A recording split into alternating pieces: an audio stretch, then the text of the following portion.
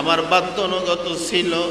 আমার সন্তান যখন যৌবনে পদার্পণ করলো, আমি আমার সন্তানকে শরীয়ত সম্মত বিবাহ বন্ধনে আবদ্ধ করলাম। সন্তান বিবাহ করার পর তার স্ত্রীর কথাকে বেশি প্রাধান্য দেয়। তার স্ত্রীর কথা শুনিয়া আমি মা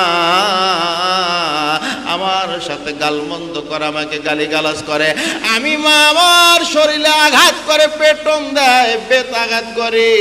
আলকামার মা বলে, হুজুর যৌবন কালের কষ্ট সহ্য হয়, বৃদ্ধকালের কষ্ট সহ্য হয় না, আমার বেটা আমাকে মারে। আল্লাহর নবী কথা শোনা মাত্র দু চোখের পানি ছেড়ে দিলেন।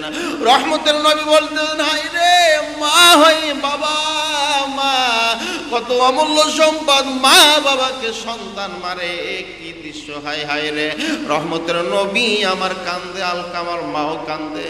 আল্লাহর নবী বলতেছেন, আলকামার মা আপনি আপনার সন্তানকে মাফ করে দেন। বলতে, হুজুর মাফ শব্দ তো আমার আত্মা আর কলিজা থেকে বের হয় না। আমি চেষ্টা করি আমার বেটাকে মাফ করব, কিন্তু মাফ শব্দ আমার কলিজা থেকে বের হয় না। ও নবীজি, আমি যতই বলি আমার সন্তান মৃত্যুর দ্বার প্রান্তে পৌঁছে গেছে, মুখ দিয়ে কথা বের হইতেছে না, জবান থেকে কলেমা পড়তে পারে না। আমি চেষ্টা করি কিন্তু মাফ শব্দ আমার আত্মা থেকে বের হয় না। আল্লাহর নবী বললেন, আলকামার মা আপনি যদি মাফ না করেন, মৃত্যুর সময় যদি আপনার সন্তান যদি কালেমাবিহীন মৃত্যুবরণ করে, কিয়ামত পর্যন্ত জাহান্নামের আগুনে পড়তে থাকবে গো, আপনি মাফ করে দেন। রহমতের নবীর কথা শুনিয়া আলকামার মা বলে, হুজুর এই সন্তানের জন্য আমি কানসা চুলে বেধবা হয়েছি, একমাত্র কেবলমাত্র এই সন্তানের সুখ আমি ভাগ করে নেব, এই আশায় এই প্রত্যাশা নিয়ে সন্তানকে আমি বড় করেছিলাম।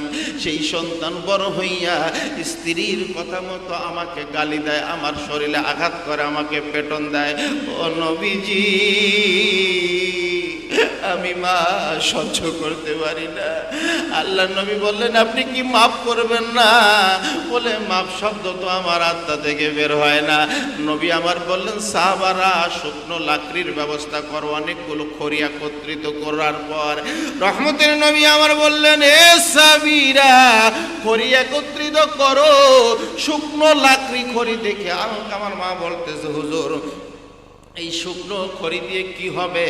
রহমতের নবী বলতেছেন, খড়িতে আগুন লাগায় দিব, সমস্ত খড়িতে যখন আগুন দাউ দাউ করে জ্বলতে থাকবে, তোমার সন্তান আলকামাকে আগুনের মধ্যে নিক্ষেপ করব, ফেলে দিব।